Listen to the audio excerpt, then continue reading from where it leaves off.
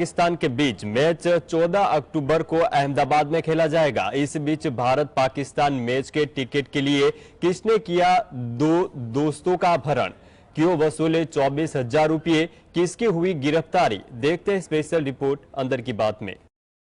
भारत और पाकिस्तान के बीच मैच की टिकट के लिए अहमदाबाद में अपहरण की घटना हुई है। जानकारी के मुताबिक 14 अक्टूबर को भारत पाकिस्तान मैच की टिकट को लेकर अहमदाबाद से अपहरण कर लिया गया था। मैच के टिकट का प्रबंध करने जा रहे दो दोस्तों का अपहरण कर लिया। अपहरणकर्ताओं पर दोनों दोस्तों की पिटाई करने का आरोप भी है। अहमदाबाद में अपहरणकर्ताओं ने फर्जी टिकट बेचने का दावा करते हुए एक वीडियो बनाया। यह भी आरोप है कि आरोपियों ने दो दोस्तों से 5 लाख रुपए की मांग की और 24,000 रुपए की धोखाधड़ी कर पड़ा लिए। इस मामले में सैटेलाइट पुलिस ने एक नाबालिग समेत 4 आरोपियों को गिरफ्तार किया है। वर्ल्ड कप में भारत और पाकिस्तान के बीच होने वाले मैच के टिकटों की कालाबाजारी भी शुरू हो चुकी है। अहमदाबाद में भारत और पाकिस्तान के बीच मैच से पहले पुलिस ने बड़ी कार्रवाई की। गौरतलब है कि भारत पाकिस्तान की मैच के दिन 25,000 गाड़ियों की पार्किंग की व्यवस्था की जाएगी। दर्शकों के लिए 15 अलग अलग स्थानों पर खुले भूखंडों में पार्किंग की व्यवस्था की गई है। वाहन चालकों के लिए शोमाई पार्किंग एप्लीकेशन के माध्यम से पार्किंग की व्यवस्था की गई है। Bureau report GSTV। राष्ट्रपति बाइडेन ने हमास के हमलों को बेहद क्रूर बताया और कहा कि उनका मानना है कि यहूदी नरसंहार यानी होलोकॉस्ट के बाद यह यहूदियों के लिए सबसे घातक दिन है। अमेरिका ने ईरान को क्या दी चेतावनी, देखते हैं रिपोर्ट अंदर की बात में। इजराइल और हमास के बीच पिछले 5 दिनों से युद्ध जारी है। वहीं ईरान पर फिलिस्तीनी आतंकी संगठन हमास को मदद पहुंचाने के आरोप लग रहे हैं। इस बीच अमेरिकी राष्ट्रपति जो बाइडेन ने चेतावनी देते हुए ईरान को सावधान रहने को कहा। बाइडेन ने कहा कि अमेरिका द्वारा इजराइल को भेजी जा रही सहायता और क्षेत्र में अमेरिकी युद्धपोत और लड़ाकू विमानों की तैनाती से उन्होंने ईरानियों का स्पष्ट कर दिया है कि वे सावधान रहे। बाइडेन ने कहा कि उनका मानना है कि इजरायली सरकार देश को एकजुट करने के लिए अपनी पूरी ताकत के साथ सब कुछ कर रही है और अमेरिका भी इजरायल की सफलता सुनिश्चित करने के लिए अपनी ताकत से मदद कर रहा है। राष्ट्रपति बाइडेन ने हमास के हमलों द्वारा बेहद क्रूर बताया और कहा कि मानना है कि हॉलोकॉस्ट के बाद यह यहूदियों के लिए सबसे घातक दिन है। इजरायल और हमास में संघर्ष के बीच अमेरिका का गोला बारूद और हथियारों के जखीरे से लदा विमान इजरायल पहुंच गया है। अमेरिकी सेंट्रल कमांड के मुताबिक UAS Gerald R. Ford carrier strike group हालात बिगाड़ने वाली किसी भी देश को रोकने के लिए पूर्वी भूमध्य सागर में पहुंच चुका है।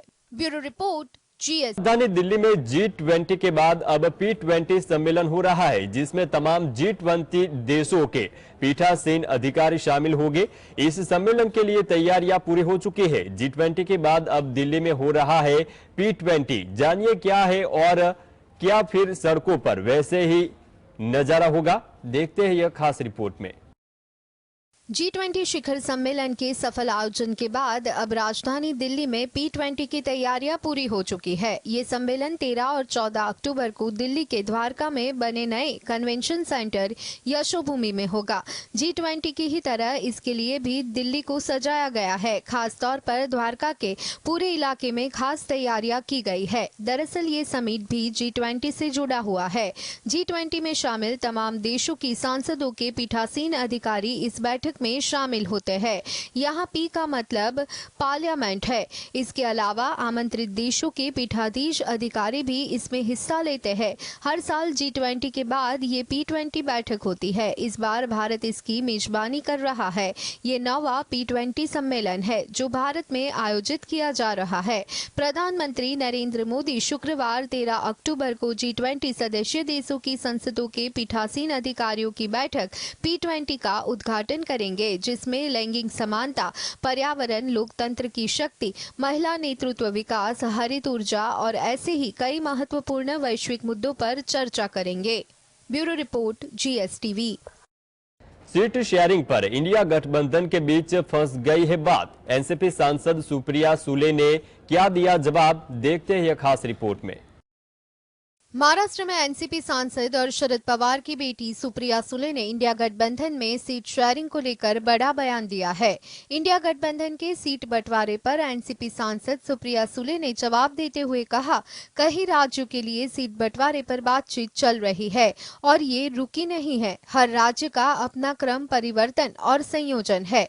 इंडिया गठबंधन अगले साल के चुनाव में बीजेपी का मुकाबला करने के लिए 26 पार्टियों के नेताओं द्वारा घोषित एक विपक्षी मोर्चा है। कुछ हफ्ते पहले की रिपोर्ट की माने तो विपक्षी दलों के इंडिया गठबंधन ने सहयोगियों के बीच सीट बंटवारे के मुद्दे को जल्द से जल्द सुलझाने का फैसला किया है, ताकि 2024 के लोकसभा चुनाव और राज्य में सत्तारूढ़ बीजेपी से लड़ने के अपने संयुक्त प्रयास में आगे बढ़ सके। शिवसेना नेता आदित्य ठाकरे ने विश्वास जताया है कि 5 राज्यों जहां अगले महीने विधानसभा चुनाव होने हैं, वहां के लोग इंडिया गठबंधन द्वारा सुनिश्चित शांति, समृद्धि और प्रगति के लिए मतदान करेंगे। छत्तीसगढ़, मध्य प्रदेश, राजस्थान, तेलंगाना और मिजोरम में अलग-अलग दिनों में चुनाव होंगे। Bureau report, GSTV। महाराष्ट्र के तुलजा भवानी मंदिर की विकास योजना के विरोध में पुजारियों और दुकानदारों ने रखा बंद। महाराष्ट्र के तुलजा भवानी मंदिर के विकास योजना का पुजारी और दुकानदार क्यों कर रहे हैं विरोध, देखते हैं यह खास रिपोर्ट में। महाराष्ट्र के तुजलापुर में प्रसिद्ध तुजला भवानी मंदिर के निकट पुजारियों और दुकानदारों ने मंदिर को विकसित करने संबंधी सरकार की योजना के विरोध में बंद रखा। पुजारियों के संघ ने ये जानकारी दी। जिला प्रशासन ने अनुमानित 1300 करोड़ रुपए की लागत से मंदिर परिसर को विकसित करने की योजना बनाई है। संघ के प्रमुख किशोर गगन ने कहा, नई योजना के तहत दर्शन मंडप मंदिर से दूर बनाया जाएगा, जबकि भक्तों को पीछे के द्वार से मंदिर में आना होगा। साथ ही पार्किंग स्थल दर्शन मंडप के कुछ दूरी पर होगा। हम चाहते हैं कि मंडप मंदिर के निकट हो। उन्होंने दावा किया है कि मंदिर के निकट स्थित दुकानों के मालिकों ने विरोध प्रदर्शन में हिस्सा लिया। उन्होंने कहा कि मंदिर के वर्तमान प्रशासनिक भवन का इस्तेमाल दर्शन मंडप के रूप में किया जाना चाहिए। कुछ पुजारी, कुछ व्यापारी, कुछ स्थानीय नागरिक घाटशिल में दर्शन मंडप बनाने का विरोध कर रहे हैं। पुजारी और व्यापारी मांग कर रहे हैं कि दर्शन मंडप तुलजा भवानी देवी के मुख्य महाद्वार पर होना चाहिए। यदि दर्शन मंडप का स्थान बदला गया तो कुछ व्यापारियों और कुछ स्थानीय नागरिकों को नुकसान होगा। इसलिए व्यापारियों और नागरिकों ने दर्शन मंडप का स्थान बदलने का विरोध जताया है।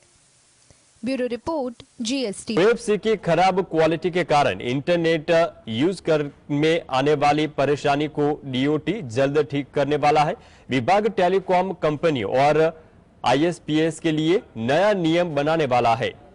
क्यों इंटरनेट की समस्या होगी खत्म, DOT टेलीकॉम कंपनी और ISPs के लिए बना रहे हैं नए नियम, देखते हैं यह खास रिपोर्ट में। ऑप्टिकल फाइबर केबल की मदद से हमें आजकल पहले की तुलना में बेहतर इंटरनेट मिलता है।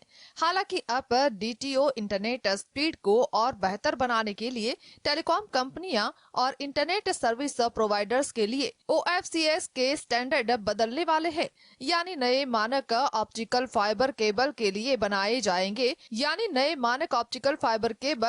जाएंगे ताकि हमें बेहतर स्पीड मिले। वर्तमान में कई बार चल रहे डेवलपमेंट प्रोजेक्ट्स और खराब या OFC क्वालिटी की वजह से इंटरनेट सर्विस ठप हो जाती है। कई बार टेलीकॉम कंपनियां और ISPs को खराब केबल्स को ठीक करने में काफी समय भी लग जाता है, या कई बार ये केबल कोड क्वालिटी की वजह से खुद ब खुद खराब भी हो जाती है। इस समस्या को खत्म करने के लिए DOT ऑप्टिकल फाइबर केबल के लिए नए स्टैंडर्ड बनाने वाले हैं, जिसमें न्यू जनरेशन की केबल्स का इस्तेमाल किया जाएगा ताकि ये खराब ना हो, साथ ही जल्द से रिकवर भी हो पाए। डिजिटल इंफ्रास्ट्रक्चर प्रोवाइडर्स एसोसिएशन के अनुसार 30 जून तक देश में तैनात कुल ऑप्टिकल फाइबर की लंबाई 3.73 मिलियन किलोमीटर थी, जो सितंबर 2022 के अंत में 2.8 मिलियन किलोमीटर से अधिक है। Bureau report, GST।